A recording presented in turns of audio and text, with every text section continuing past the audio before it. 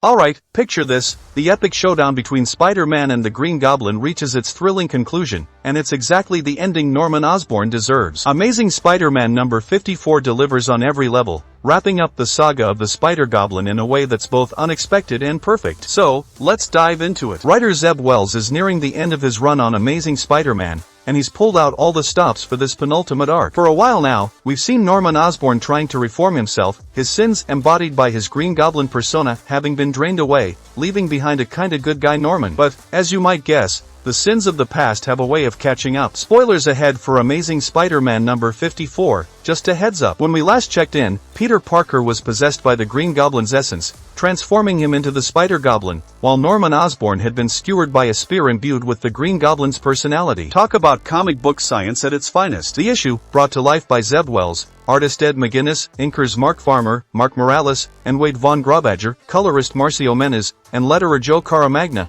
picks up with Peter and Norman locked behind a steel door, with Kraven the Hunter ensuring no one can interfere. Inside, it's just them and the remnants of the living brain's artificial body. Spider-Goblin reveals a twisted plan. He's had Osborn transfer all his stakes in Oscorp and financial holdings to Peter, intending to take over Peter's body permanently and use Osborn's resources. But Osborn, mustering his last bit of strength, stabs Peter with the spear. This spear now has a portable version of the mind-controlling Winkler device, thanks to Peter's engineering, trapping the Goblin personality once again. In a desperate move, Peter smashes the device, thinking he can destroy the Goblin for good, but it backfires, releasing the Goblin instead. In a final act of redemption, Osborn tries to take the Goblin back to free Peter from it. The living brain, now forming itself into a helmet, convinces Peter to allow the Goblin back into his body. Once Peter does, Osborn dons the living brain helmet. It's a wild, intricate dance of comic book logic, but it gives Norman Osborn a fitting, complex end, balancing his past sins with his attempts at redemption. This issue encapsulates the best of Wells' run,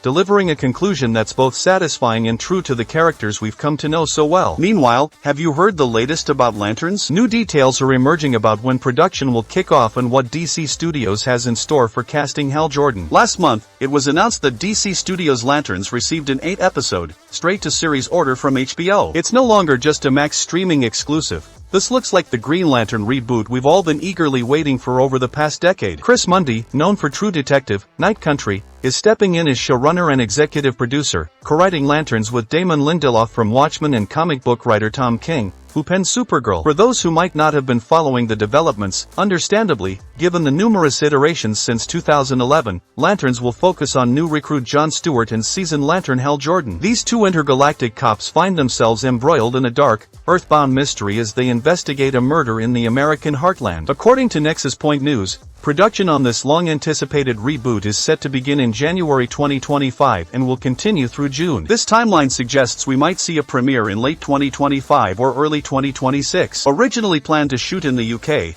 the series is now gearing up to film in Atlanta. Casting news is heating up, too. Hal Jordan is envisioned as being in his 40s, portraying a veteran Green Lantern, while John Stewart is set to be younger, in his 30s. There's even speculation that Parallax could be in Hal's future, which could make for some intriguing character development, though how fans will react to him potentially turning villainous so soon remains to be seen. The role of Hal Jordan is intended for a big-name actor, with casting for John Stewart to follow, likely for chemistry reads between the two leads. Rumors are swirling, with Channing Tatum reportedly near the top of DC Studios' wishlist, although this latest update might take Glenn Powell out of the running. When the creative team for Lanterns was first revealed, James Gunn and Peter Safran, co-chairman and co-COS of DC Studios, shared their excitement in a joint statement. "We're thrilled to bring this seminal DC title to HBO with Chris, Damon, and Tom at the helm. John Stewart and Hal Jordan are two of DC's most compelling characters, and Lanterns brings them to life in an original detective story that is a foundational part of the unified DCU we're launching next summer with Superman." As of now, Lanterns doesn't have a confirmed premiere date,